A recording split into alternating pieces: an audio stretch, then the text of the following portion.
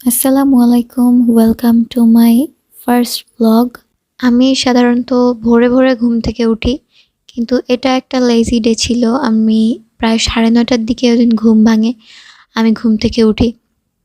তারপর আম্মু আমাদের জন্য নাস্তা করে দেয়।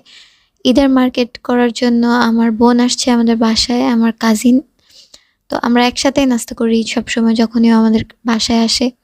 আম্মু এখানে পরোটা করে দিয়ে গেছে, স্ক্র্যাম্বলড এগ। আমরা যেহেতু একটু লেট করে নাস্তা করতেছিলাম, সেই কারণে পরোটাটা একটু শক্ত হয়ে গেছে। আব্বু আর আম্মু বাজারে চলে গেছে ঈদের বাজার করার জন্য। তো আমরা দুজনে একসাথে ছিলাম। একদম ঘুম থেকে উঠে ঘুম চোখে আমরা নাস্তা করতেছিলাম। নাস্তা করে আমরা পানি-টানি খেয়ে মিষ্টি ডিভাইড করতে গেছি। কারণ আগের দিন আমরা মিষ্টি কিনি, আমি আর আমার বোন ২ জন মিলে।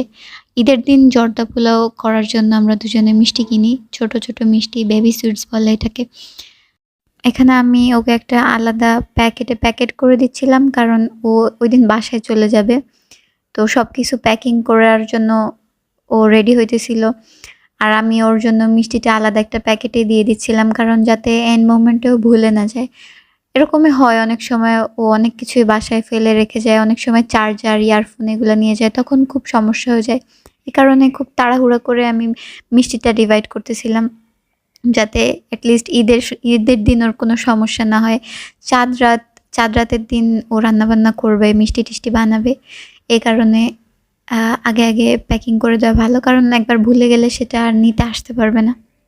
তো এখানে আমি ওকে প্যাকিং করে দিছি। তারপরে আমরা চা বানাইতে গেছি, কারণ আব্বু-আম্মু ওরা আমাদের জন্য চাই বানায় নাই। তারপরে আমি আর আমার বোন যাই। তারপর আমি আমাদের ২ জনের জন্য চা বানাই। আমার ভাইও ছিল। আমরা মনে করছি ও ঘুম, এই কারণে চা বানাইনি। আমরা ২ জনেই সুন্দর করে চা বানাইছি। এই চা বানানোর ওয়েটা আমি আমার বেস্ট ফ্রেন্ডের কাছ থেকে শিখছি, যে আলাদা করে গুঁড়া দুধ দিতে হবে আর আলাদা করে চা বানাইতে হবে।